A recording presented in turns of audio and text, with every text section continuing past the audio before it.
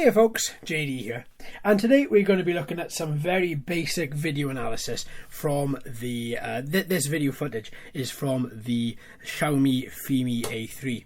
Now, right off the bat, I was very impressed with this particular video output. Just to let you know the current climate that I was recording this in and the SD card. So the SD cards I use and the SD card I used in this is a SanDisk 64 gig class 10. I was recording at 3 PM on a Saturday afternoon in the sun. All the camera settings were set to auto on purpose. I wanted to see exactly what the camera's skills were just at an auto level, because 9 out of 10 times or 9 out of 10 people, when they take this out of the package, they may just fly with all auto configuration without changing the aperture or without changing anything else about the camera. So I wanted to replicate that to show you out of the box exactly what you were going to get. So straight off the bat, what we're going to be looking at is just this footage. Now this footage, as I say, is recorded 1080p, 30 frames a second, and I think it is lovely. Now these gimbal quads fly remarkably well. The gimbal taking up pretty much all of the movement from the quad. There is still a little bit there, you can't help but get away from it. Honestly, as much as I love solid gimbaled footage, I do also like sometimes to see footage where you can see the quadcopter bobbing up and down, because you can get a real sense of the quadcopter's movements at this particular time. Now, or at the time of filming rather. Now this footage I think is very clear, now and again in different lights, because we had the sun going behind the clouds and then coming back out. Sometimes it looks a bit whitewashed, sometimes I struggle to see into the distance, into the sky and the clouds, but other times then the grass comes out really rich, really nice green. You can see all the different colours in the trees, from the silver birches, the oak trees, the chestnuts. You can see everything, it looks really nice, really green, really silver. Everything just pops very nicely.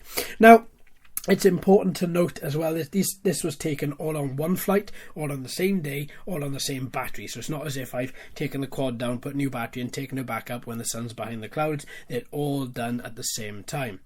Now, I do find that the video itself looks quite clear. I would like it to be perhaps in some lights a little bit clearer. I think the camera is a little bit slow sometimes to go from highlight to low light and low light back to highlight. It seems a little bit slow. The sensor seems a little bit slow to cope.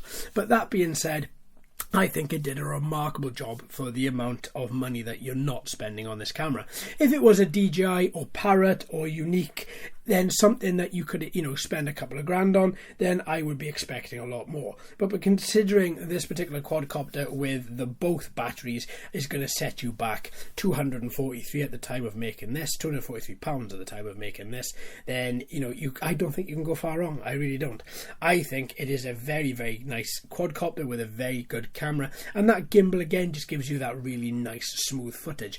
As for the camera's movements from the transmitter, so you have a roller wheel on the left hand side where you can move the camera up and down. It was probably one of the smoothest I've seen. It's a lot smoother than the Xeno. It's a lot smoother than any other quad we've looked at in the past 2 months. I think that movement is so ridiculously smooth, and it just shows so well as well.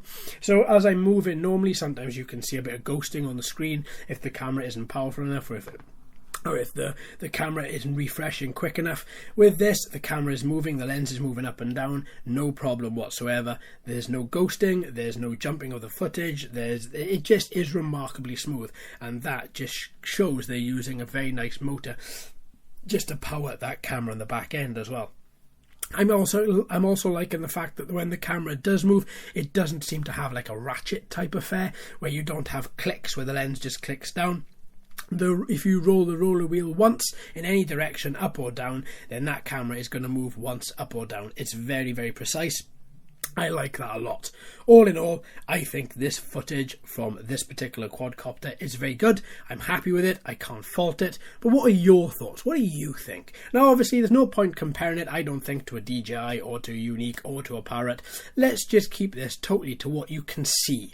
Use your eyes, have a little look, see what the video is telling you. It's all about perceptions, and I want to know yours. All right then, my friends. Thanks ever so much for watching and listening. I've been JD. You've been fantastic as always. If you haven't already, please like and subscribe and ring that bell too. Hello and welcome to all the new subscribers. I hope you're enjoying the channel. So until next time, my friends, happy flying.